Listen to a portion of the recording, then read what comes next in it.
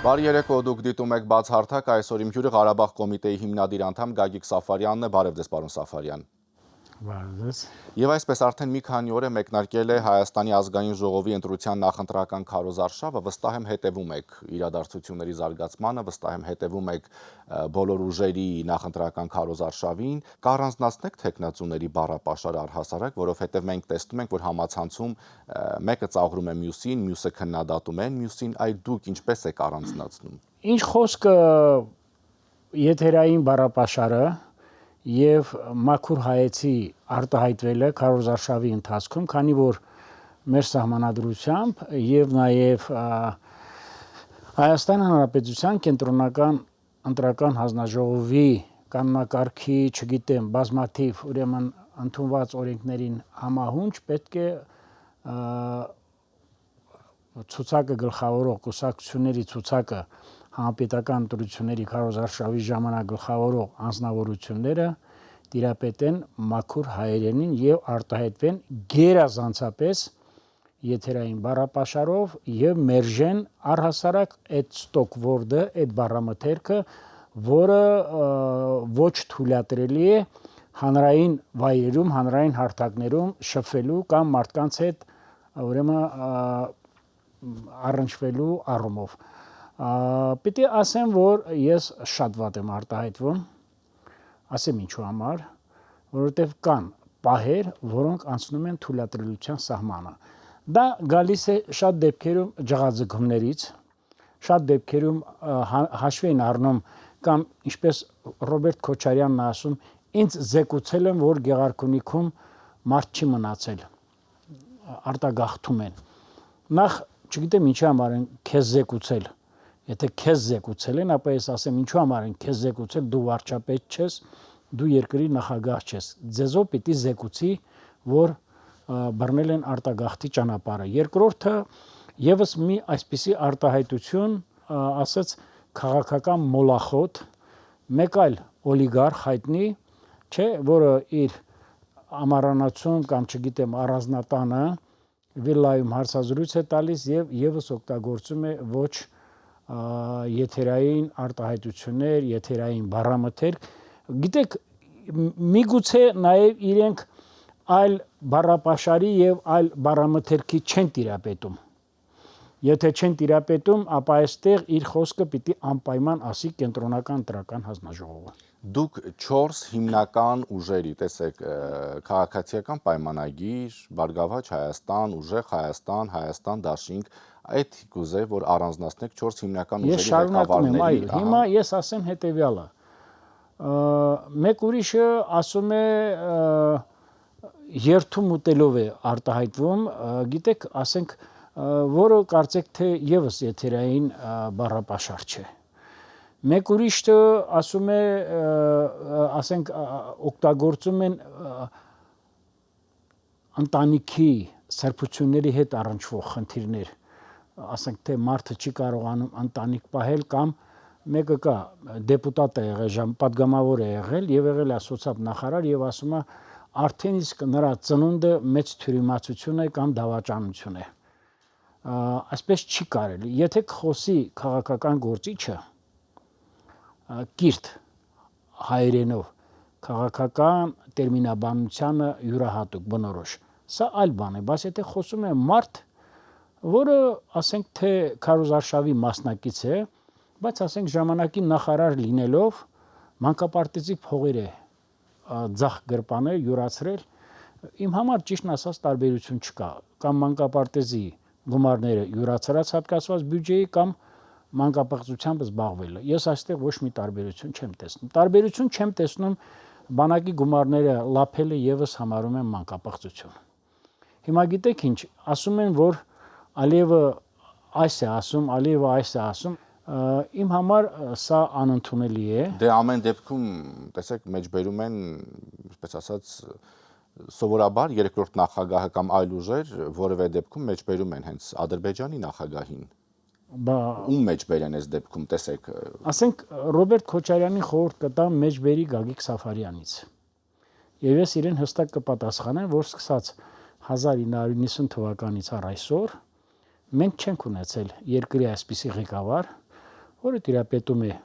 երկրի բոլոր անցուդարձերին, տնտեսական, քաղաքական, բանակաշինության, դպրոցաշինության, կրթական, առողջապահական, հակակոռուպցիոն պայքարի։ Իրենք առանց ժողովրդի վստահություն ունենալու, իրենք դարձել են երկրի ղեկավարներ, կեղծ տեղեկանքներով եւ այլ եւ այլ։ Տեսեք, ես ասեմ, նրանց մակարդակը իջել է,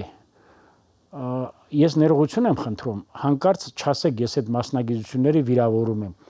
Քաղաքականության մեջ եմ ասում, տաքսու վարորդի կամ ինքնաթափ բեռնակիր մեքենաների վարորդների։ Ռեալ կյանքում տաքսու վարորդները եւ բեռնաթափ մեքենաների վարորդները նրանց օգտակար գործողության գործակիցը շատ բարձր է, քանի որ նրանք մատուցում են հանրային ծառայություն, բայց քաղաքական կյանքում եթե ոմանք, ասենք գրագետ մարդիկ, գրագետ քաղաքական գործիչները կարելի է հայմատել, ասենք գերձայնային ինքնաթիռի օդաչուի կամ Boeing ինքնաթիռի օդաչուի հետ, ապա այսպիսի մարդկանց ես համարում եմ ուրեմն կեղծ հայրենասերներ, շատ դեպքերում անցնում են սահմանը, չափը անցնում են, եւ եթե չափը անցնելուց էլ, ապա ես պիտի ասեմ, ոմանք երկրի նախագահ են դարձել, միայն ու միայն Արցախում Սամվել Բաբայանի, կապ չունի Սամվել Բաբայանը ով է, Վազգեն Սարգսյանի եւ հանրապետության առաջին նախագահ Լևոն Տեր-Պետրոսյանի շնորհիվ եւ նրանց թելադրանքով։ Դրա համար եմ ասում, մեր եկեղեցու մեջ մի գործողություն կա, որը կոչվում է ոտնլվա։ Ահա այդ հիշյալ քաղաքական գործիչները պետք է զբաղվեն ոտնլվայով եւ այդ ջուրը օգտագործեն, որովհետեւ այլապես առանց այդ մարդկանց նրանք երբեք այդ բաղձալի աթոռը չէին տեսնի։ Ես ինքս եմ ներկայացրել համապետական ընտրությունների ժամանակ 98 թվականին 1900 դրանից հետո եւ տեղական ինքնակառավարման եւ նախագահական ընտրությունների եւ մեծ ափսոսանք եմ ապրել իմանալով որ Արցախի հարցում մեր ուրեմն ազգային արժեքների հարցում մենք ունենայինք 100 պատշաճի իշխանություն, սակայն այդ իշխանությունը իջարն է գործադրվել սպանություններ, թալան, ազգային ժողովի գլխատում, հանրապետության կառավարության գլխատում եւ այլևս այդպիսի շատ բաներ։ Հիմա ինքը ասում է, որ Ռոբերտ Քոչարյանը կներեք վերջացնում եմ, ասում է, որ վարչապետ Նիկոլ Փաշինյանը 5 տարի առաջ ասել է նշաձողը պետք է իջեցնել։ Նախ նշաձողը երբեք բարձր չի եղել։ Սկսած 90-ական թվականներից, որտեղ մարդը ասել է, քանի որ ես կամ Արցախը պետք չէ լինի բանակցային կողմ։ Նշաձողը երբեք չի եղել բարձր, այս մեկ, երկրորդը, բայց ինքը նշաձողը իջեցրել է։ Քոչարյանը, ասեմ ինչ արել, եթե մինչև այդ սաֆարի պարկերում, Մադագասկարում եւ Տանզանիաներում անշունչ կենթանիների հետ էր նկարվում, առյուծի եւ վագրի, ապա հիմա կենթանի շների հետ է նկարվում, վախենամ այսպիսի շարունակության դեպքում, այսպիսի հակապետական քայքայիչ դավադիր գործունեության ընթացքում եւ այսպես կոչված կատեգորիկոսը եւ որոշ օլիգարխներ եւ նաեւ այդ նախագահը ավելի իջացնեն շնից նշաձողը եւ զբաղվեն առնետներով, բայց քրեակատարողական հիմնարկներով։ Դա որովհետեւ անթույլատրելիության սահմանը ամեն ինչով անցնում են։ Դե գիտեք հիմա մեկն էլ մի օլիգարխ էլ դասեր է տալիս Հայաստանին։ Այսպես չի լինի, ասենք բանը առաջարկ Հայաստանին, չէ, գիտեք Գագիկ Ծառուկյանի նկատի ունեք։ Առաջարկ Հայաստանին, ասենք դասեր է տալիս։ Ասպես չի լինի, գյուղացուն սիլիտրա է պետք։ Կարծեք թե մեր գյուղացին չունի այդ բանը։ Ասպես չի լինի, գյուղացին պետք է բերքը վաճառի։ Ասպես չի լինի, պիտի մեր երկիրի այս վիճակից հանենք։ Ապշեցուցիչ բաներ, գիտեք ինչ, պետք է ասել այն, որը որ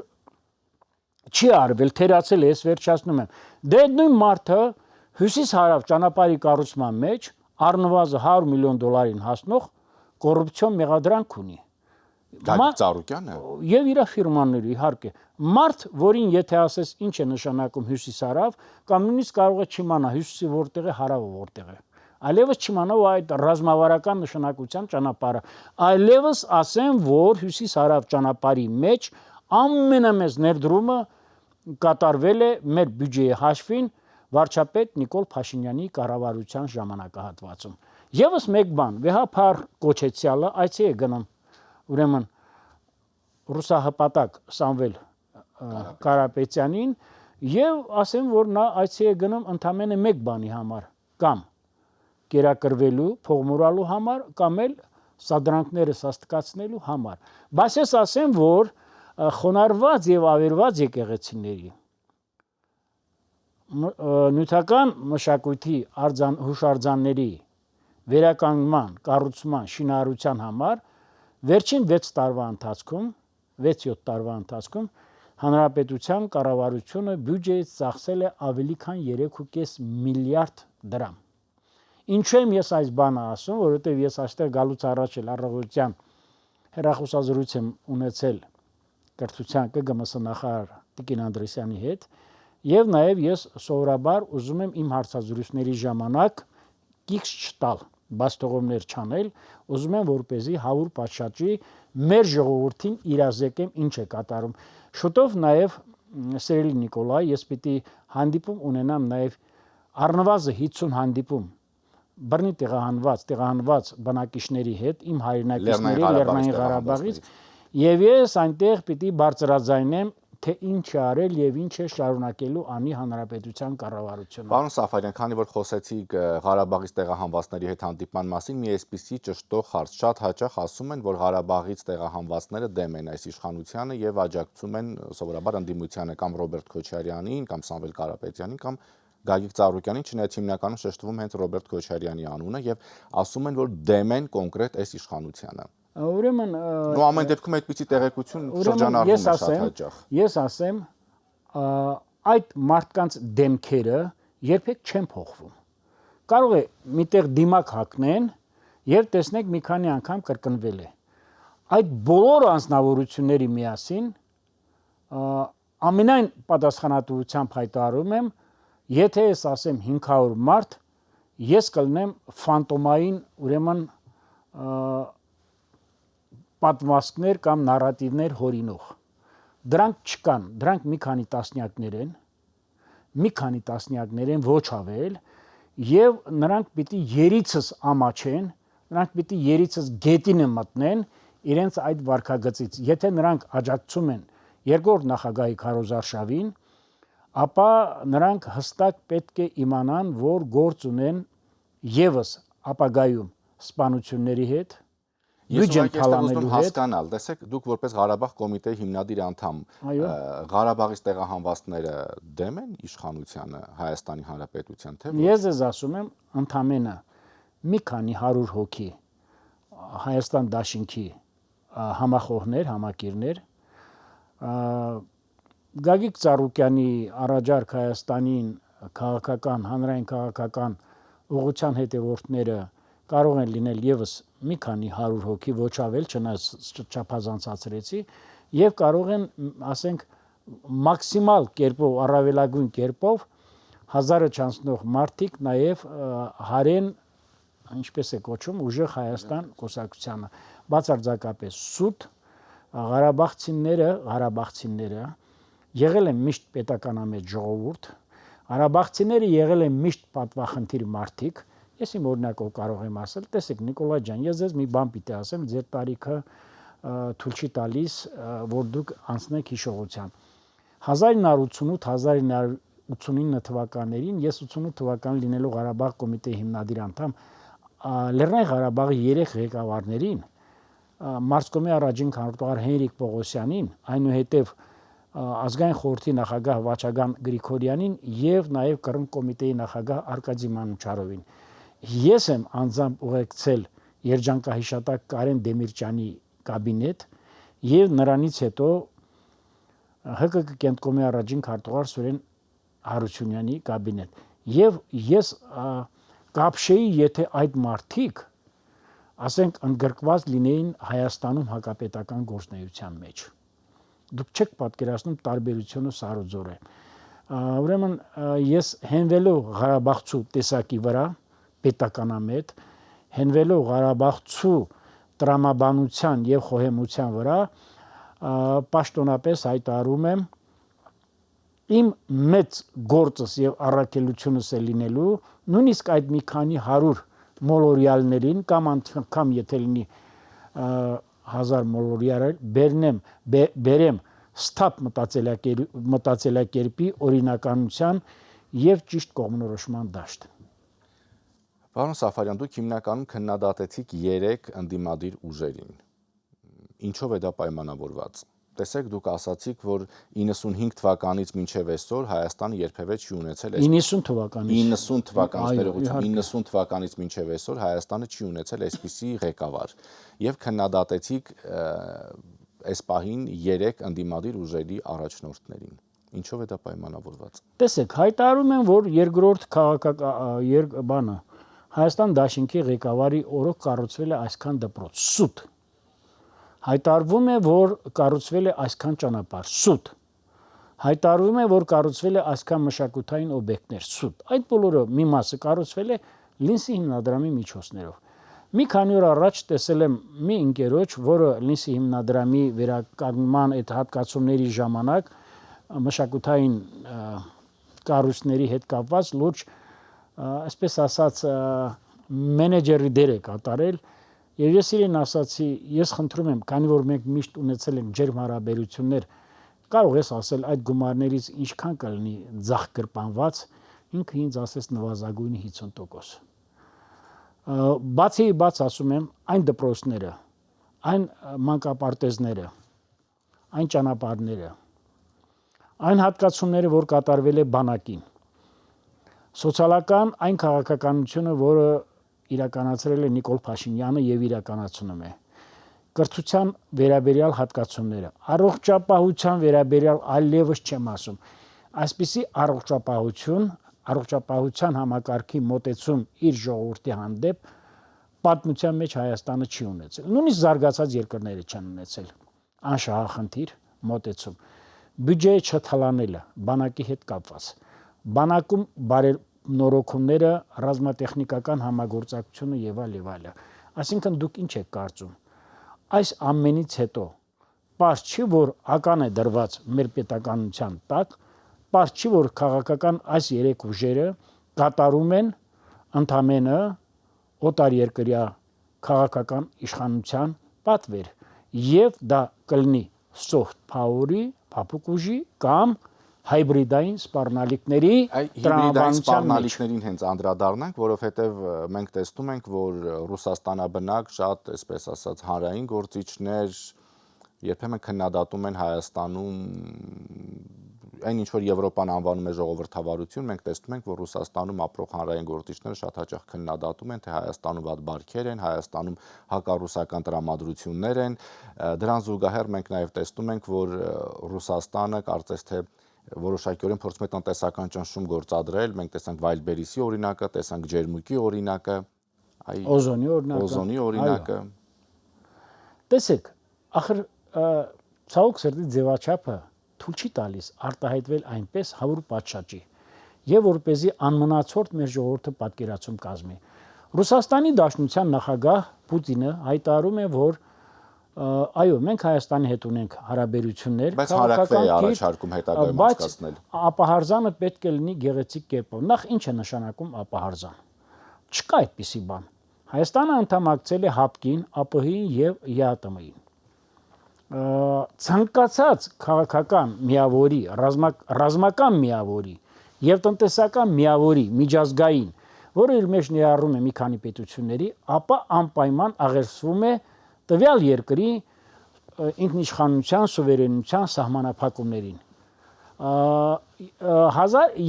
2013 թվականի սեպտեմբերին, երբ որ Հայաստանը անդամակցեց Եվրասիական տնտեսական միությանը,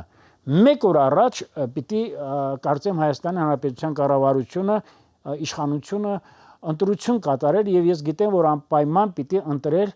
եվրոպական ինտեգրման եւ ուրեմն այդ քաղաքական համակարգին հարելու քաղաքականությունը, որը չեղավ։ Ինչ է կարծում, բայց եթե գնաս այդ հպատակությունը ընդունես, առանց մեր ժողովրդի կարծիքը հաշվի առնելու, դա Արդյոք չի նշանակում, որ ոտնահարվել է մեր ժողովրդի իրավունքները։ Այո, անհրաժեշտության դեպքում մենք նաև կգնանք հանրակրվեի, բայց դա Պուտինի ցանկությունը չի։ Դա Պուտինի կամ արտահայտությունը չի։ Լավ կլինի Պուտինը պատասխան տա իր ժողովրդին։ Մեր ժողովուրդը կամ արտահայտությամբ կասի մենք կամենում ենք մնալ ԵԱՏՄ-ի կազմում եւ կարող ենք նաեւ չմնալ ԵԱՏՄ-ի կազմում, կարող ենք չանդամակցել Եվրոմիությանը, մենք կարող ենք լինել մի այնպիսի երկիր, որը ունենա հավասարակշռված եւ հավասարակշռման արտաքին քաղաքականություն, այդ թվում տնտեսական առումով, ռազմական բլոկների մասնակցության առումով, քաղաքական տրամաբանության շրջանակներում եւ այլն։ Գալով ուրեմն պսևդո ռուս հայկական հայրենասերներին Սեմյոն Բաղդասարով, Անդրանիկ Միհրանյան, որին դժբախտություն եմ ունեցել 1988 թվականի Ղարաբաղ կոմիտեի ժամանակ հետս քաշ տանել Լեռնային Ղարաբաղ, եւ նաեւ մյուսներին էլի, որոնք ասում են, կարծեք թե մենք Պարսկաստանից մեր տոհմը այսպես թե արմենիզացիայի ճանապարհն է ընտրել, չէ՞ այդ Կարեն Շահնազարովը, հայտնի բանը, կինոռեժիսորը, եւ էլի շատ-շատերը ռուս հայերի միության նախագահը եւ այլ եւ այլ։ Ես պիտի ասեմ դրանք ուղղակի չասեմ այն բան ընդունված տերմին ռուսաստրուկ, ես պիտի ասեմ, որ սրանք ավելի վտանգավոր են։ Սրանք արտահայտում են ռուսական կասերապետական շահերը, սրանք անընդհատ կտեսնեն Ռուսաստանը գուբերնիզացված, բան Հայաստանին գուբերնիզացրած, եւ նույնիսկ եթե ասում են Հայաստանը մեր համար ֆորպոստ է, ռուս գործիչներն են ասում, դա ավելի նույնիսկ տանելի է, քան սրանց գործունեությունը։ Տեսեք, վերջերս էլ նայում եմ ռուսական մեկ հարթակներ եմ մտնում, Բալշայե գրա մի հաղորդաշար կա, որտեղ արտաքին գործոս նախկին նախարար խորհրդային կառավարության ղեկավար Վյաչեսլավ Մոլոտովի թոռը Վյաչեսլավ Նիկոնովը հայտարարում է, որ Նիկոլ Փաշինյանի պապը եղել է գերմանական ոստիկան խոսքի։ Նախ դրանք կեղծիքներ են, եւ երկրորդը Նիկոլ Փաշինյանը կառավարության ղեկավարը ինչու պիտի ասենք պատասխան տա խոսքի այդպիսի մոտեցման դեպքում, որովհետեւ նրանք չեն վերջացնում եմ ես, նրանք չեն համագործակցել SS-ի հետ, նաեւ Վերմախտի հետ համագործակցել է Դրաստամատ Կանայանը, Նժդեհը, շատ-շատերը, բայց սա չպարզված բանով, բայց ես ուզում եմ այդ նույն Նիկոնովին այդ մարդակերպ չորքոտանուն հարցնեմ, բա ձեր պապը քանի միլիոն մարդ է աքսորվել եւ կոտորվել 30-ական թվականներին, երբ նախարարների խորհրդի նախագահը եղել է իր պապ հայտնի ուրեմն Մոլոտովը, կառավարության ղեկավար, այնուհետև արտաքին գործոս նախարար, եւ որ նա ստորագրեց Մոլոտով-Ռիբենտրոպ ակտը, մենք այդ պայմանագրի հետևանքով ունեցանք նվազագույնը 30 միլիոն զոհ։ Խնդրեմ։ Եվ ամփոփելով, որովհետև ժամանակը վաղուց սպառվել է, պարոն Սաֆարյան, դուք ասացիք, որ ռումբ է դրված Հայաստանի պետականության տակ։ Ինչու՞։ Նախ մի հարց դուք ասեցիք, ես պիտի շարունակեմ, այսօր նաև ընդդիմադիր քարոզչական դաշտում կան ընտանիքներ, այդ թվում երկրորդ նախագահի, որոնք նաև զբաղված են բիզնես գործունեությամբ։ Կան ֆիրմաներ մեր հարավային մեղրու սահմանում, որոնք ցուցումներ են տալիս, հրահանգավորում են, որպեսզի այդ բիզնեսի տնօրենները զբաղվեն այդպիսի գործունեությամբ եւ ունեն իհարկե ոչ ստվերային կերպով իրավունք չունեն, կարող են լինել հիմնադիրներ, կարող եմ ասել Մեղրու նախկին տխրահարչակ քաղաքապետ Մխիթար Զաքարյանի հետ են առնչվում, որ նրանց ներկրված ապօրինի ճանապարհով ապրանքները իրացնեն եւ այլ եւ այլ։ Սա մեկ, երկրորդը, եթե իրանք բերում են եւ ասում են մեր այս դպրոցները բյուջե բանը արտաքին պարտք է մեծանում եւ այլ, երեք ես սիրիկ մի ռեպորտաժի ժամանակ մի բան եմ ասել, եթե թույլ կտաք 1 րոպեում կրկնեմ, 2007-2008 թվականներին Հանրապետության կառավարությունը, կենտրոնական բանկը մեր ոսկու պահուստները փոխարինել է արտարժույթով։ Կառավարության ղեկավարը եղել է Սերժ Սարգսյանը, կենտրոնական բանկի նախագահը Տիգրան Սարգսյանը, իսկ ֆինանսների նախարարը Վարդան Խաչատրյանը, այդ հայտնի Դարչոն։ Եվ արդյունքում, եթե ոսկին մի քանի տոննա ոսկին արժեր որոշակի գումար, ընդամենը 20 օր հետո 3 անգամ թռիչք կա ունեցել։ Եվ ես մի քանի ֆինանսների նախարարի հետ խոսել եմ եւ առնվազն այդտեղ եղել է մի քանի տասնյակ միլիոն դոլարի ուրեմն կոռուպցիոն ռիսկ։ Ես ձեզ ասում եմ, իրենք ի վիճակի են մեկ անգամ թեկուզ եւ հոկտեմբերի 27-ի հետ կապված եւ մարտի 1-ի հետ կապված եւ տեսեք, չէ, դուք ասում եք ավարտենք, պարոն Սաֆարյան, վաղուց եթերաժամը։ Հա, ես վերջացնում եմ, ես ասում եմ, այո, դավադիր ուժեր են, անպայման դավադիր ուժեր են, Ռուսաստանը ուշի ուշով անթաքույց լարվածությամբ, հետևողականությամբ հետևում է մեր երկրի գործընթացներին եւ ես ասում եմ հանրապետության կառավարությունը ունի բավարար չափով համարձակություն, վճռականություն, որպեսզի մեր համապետական ընտրությունները անցնեն օրենքի ոգուն ու տարին համապատասխան։ Ես վերջացնում, մեկ նախադասություն եմ ասում ընդամենը, ես վերջացնում եմ համոզված կերպով ասում եմ, այն քաղաքական ուժերը, որոնք հույս ունեն նենգասպառնալիքի, շանտաժի, տարբեր դրսևորումներով, ուրեմն soft power-ի միջոցներով, այստեղ օգտագործելով 102-րդ ռազմաբազան, թյուրիմացությունը, ռուսական երկաթուղու Հայաստանի հատվածը, օգտագործելով Գազպրոմ, օգտագործելով Ռուսաստանից եկած տրանսֆերտները, ես ասեմ, որ դա չի լինելու։ Դա ֆանտոմային դաշտից է։ Շնորհակալություն, հիշեցնեմ իմ հյուրը Ղարաբաղ կոմիտեի հիմնադիր անդամ Գագիկ Սաֆարյանն է, շնորհակալություն ուշադրության համար, հաջողություն։